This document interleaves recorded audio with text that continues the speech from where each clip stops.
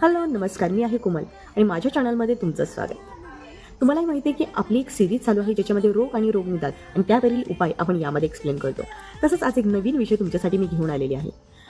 तत्पूर्वी तुम्ही जर माझ्या चॅनलला सबस्क्राईब केलं नसेल तर सबस्क्राईब करून घ्या, कारण यासारखे नवनवीन व्हिडिओज मी तुमच्यासाठी घेऊन येणार आहे. चला तर मग वेळ न वाया घालवता आपण आपल्या विषयाला स्टार्ट करूया. त्यावेळी आपल्याला कंटाळा आल्यासारखं वाटतो, उठावं असं वाटत नाही, उठलं तर प्रॉपर आपल्याला चालता येत नाही, आपले जे पायाचे तळवे आहेत किंवा जे सरफेस आहे किंवा टाच आहे ही दुखली जाते, पावलं टाकायला जड जातात, प्रत्येक गोष्टीत त्रास होतो, एक एक ॲक्टिव्हिटी करण्याला डिफिकल्ट होतं, प्रत्येक शरीर मुवमेंट करत नाही, उठावं असं वाटत नाही, कंटाळवाणं आयुष्य वाटतं, अजून थोडंसं झोपावं असं प्रत्येकाला वाटत असतं. परंतु ह्याचा अतिरेक झाला म्हणजे लक्ष देण्याची गोष्ट आहे. ज्यांचं वय 30+ आहे किंवा 50+ आहे त्यांना जेव्हा आपण उठल्या ते जेव्हा जमिनीवर पाय टेकतात त्यावेळी त्यांना ते टाच दुखणे, पाय दुखणे, पूर्ण बॉडी रिजिड होणे किंवा मुवमेंट करायला डिफिकल्ट होणे आणि शक्यतो ह्या गोष्टी या स्त्रियांमध्ये जास्त उद्भवतात. लवकर उठल्यावर त्यांना मुवमेंट करता येत नाही आहे, पटकन कुठली गोष्ट घेता येत नाही, पटपट चालता येत नाही आणि ह्या कंडिशनकडे प्रत्येक स्त्री ही दुर्लक्ष करते आणि वाटते की नाही असं होतंच. परंतु ह्या गोष्टीकडे दुर्लक्ष करणं खूप घातक ठरू शकतं. सर्वात प्रथम हे होतं का हे जाणून घेणं महत्त्वाचं आहे.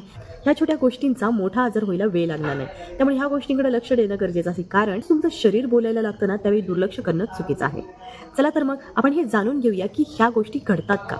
सकाळी जेव्हा आपण उठतो त्यावेळी आपल्याला प्रॉपर पायी टेकता येत नाही, टाच दुखण्याचं प्रमाण आपल्याला दिसतं किंवा उठल्यानंतर पटपट चालता येत नाही, कुठली मुवमेंट करता येत नाही आणि ह्या गोष्टी दुर्लक्षित केल्या जातात.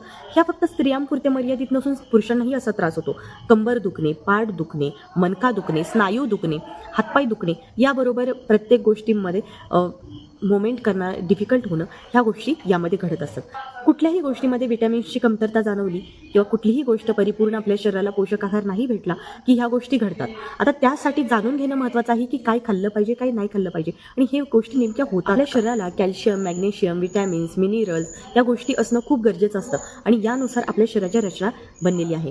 परंतु आपण जे आहार घेतो त्यामध्ये सगळे पोषक आहार आपल्याला भेटतं का हे जाणून घेणं महत्त्वाचं आहे. त्याबरोबर आत्ताची लाईफस्टाईल इतकी फास्ट झालेली आहे की आपलं जे महाराष्ट्रीयन फूड आहे, जे प्रॉपर डाएट आहे, तो एवढा व्यवस्थित असतानाही तो आपण खाल्ला जातो का तर नाही. वेस्टर्न फूडनी, महाराष्ट्रीयन फूडची जागा वेस्टर्न फूडनी घेतलेली आहे. त्याबरोबर शहरीकरण झाल्यामुळे आपण गावातलं ताजं तवानं किंवा स्वच्छ जेवण आपल्याला मिळतं असं नाही. त्याबरोबर आपण पॅकेजिंग फूड खायला लागलो, noodles, foods, Chinese items, fried जास्त, डीप फ्राय केलेले आयटम, या सगळ्या गोष्टींचा पॅकेज फूड बरोबर जे काही वेस्टर्न गोष्टी आहेत त्याही आपल्या आयुष्यात त्यांना घेतलेलं आहे. त्याबरोबर कोल्ड ड्रिंक्स, सॉफ्ट ड्रिंक्स ह्या पण आपण घेतो. आता यामध्ये होतं काय की याच्यामध्ये प्रिझर्वेटिव्ह असतं, त्यामध्ये नॅचरल फूड आणि हे प्रिझर्व केलेलं फूड यामध्ये खूप महत्त्वाचा फरक आहे, जो मी पुढच्या सिरीजमध्ये आपण पोळी चपाती खाण्याऐवजी फास्ट फूड खायला चालू करतो. वडापाव खाणं किंवा बाकीच्या गोष्टी खाणं, चायनीज आयटम खाणं, राईस खाणं, न्यूडल्स खाणं, याबरोबर मॅगी अशासारखे इन्स्टंट ज्या गोष्टी आहेत ज्या आपल्याला पटकन पोट भरतील यावर फोकस करतो. पण याच्या नादामध्ये आपण हे विसरतो की आपण खरोखर प्रॉपर जेवण घेतो आहे का, आणि ह्याच गोष्टीमुळं आपल्याला विटॅमिन्सची कमतरता असते. तर चला तर मग सविस्तर जाणून घेऊया की कुठले विटॅमिन्स आणि त्यासाठी काय केलं पाहिजे. याच्यामध्ये आपण एवढं गुरफटलेलो आहोत की आपण सकाळी जातो आणि संध्याकाळी लेट येतो, त्यामुळे ऑफिशियल लेवलमध्ये आपल्याला सूर्यकिरण भेटत नाही. त्यामुळे सर्वात महत्त्वाचं आणि पूर्ण भारतातील बऱ्याचशा लोकांना विटॅमिन डीची कमतरता असते आणि ही कमतरता ही सूर्यकिरणाने दूर होऊ शकते. परंतु सूर्यकिरण मिळणार कसं, कारण लाईफस्टाईल एवढी फास्ट झाली आहे की सकाळी ऑफिसला जायचं, दिवसभर उन्हाची संपर्क नाही, संध्याकाळी घरी यायचं तेव्हा सूर्य मावळलेला असतो. तर ह्या सगळ्या कंडिशनमुळे विटॅमिन डी आपल्याला मिळत नाही. कारण कसं असतं की कोवळ्या उन्हामध्ये भेटल्यानंतर आपल्या शरीरामध्ये जेव्हा कोवळं सूर्यकिरण हे आपल्या शरीरावर पडतं तेव्हा मेलेनिन ते प्रोड्यूस करतं. बऱ्याचशा घटना ह्या घडत असतात. परंतु जर तुम्हाला सूर्यकिरण मिळालंच नाही तुम्हाला विटॅमिन डी तयार होणार कसं, ते भेटणार कसं, ह्या गोष्टी पण बऱ्याचशा मॅटर करतात. त्यामुळे तुमची लाईफस्टाईल बदलणं खूप गरजेचं आहे. आता ह्या गोष्टी तुम्ही म्हणाल इम्पॉसिबल आहे, बरोबर आहे, कारण प्रत्येकाची लाईफस्टाईल एवढी फास्ट झाली आहे की कधी कसं कुठे आपण कुठल्याही गोष्टी बदलू शकत नाही. गाव लेवलवर येऊन राहायचं तर आपल्याला पेमेंट इश्यू असतात, बाकीचे इश्यू असतात, जॉब इश्यू असतो, तर हे गोष्टी असतात. तर ह्या गोष्टी दूर करण्यासाठी आपण स्वतःच्या डाएटवर, आपल्या विटॅमिन्सवर लक्ष देणं खूप गरजेचं आहे. आताची लाईफस्टाईल एवढी फास्ट झालेली आहे की आपण जास्तीत जास्त फास्ट फूड खातो, जेणेकरून कमी वेळात आपलं पोट भरलं पाहिजे. मग त्यामध्ये नूडल्स आले, चायनीज आयटम आले, वडापाव आला, म्हणजे प्रॉपर पोळी भाजी आपण खाल्ली जात नाही. महाराष्ट्रीयन फूड हे एवढं सुंदर आहे, प्रॉपर डाएटने जर खाल्लं तर सगळ्या गोष्टी आपल्याला भेटतात. त्यासाठी पर्सनल वेगळं काही घेण्याची गरज नाही आहे, परंतु आपल्या लाईफस्टाईलमुळं आपल्याला ही मिळू शकत नाही, आपण ते खात नाही. त्याबरोबर शहरीकरणामुळे आपण बाहेर राहिलो गेलो आहोत, त्यामुळे ताजं तवानं जेवण बनवणं खाणं ह्या गोष्टी होत नाहीत. पॅकेजिंग फूड खाण्यात जास्त येतं.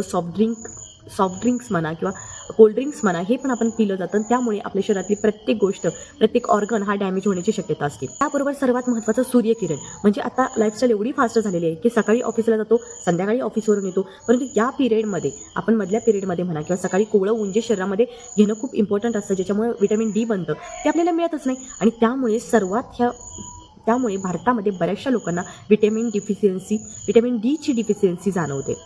आणि याचे सप्लिमेंटही भेटतात. डॉक्टरनी जर प्रिस्क्राईब केले तर याचे सप्लिमेंट पण भेटू शकतात, परंतु नॅचरल गोष्टी तुमच्या शरीराला भेटत नाही.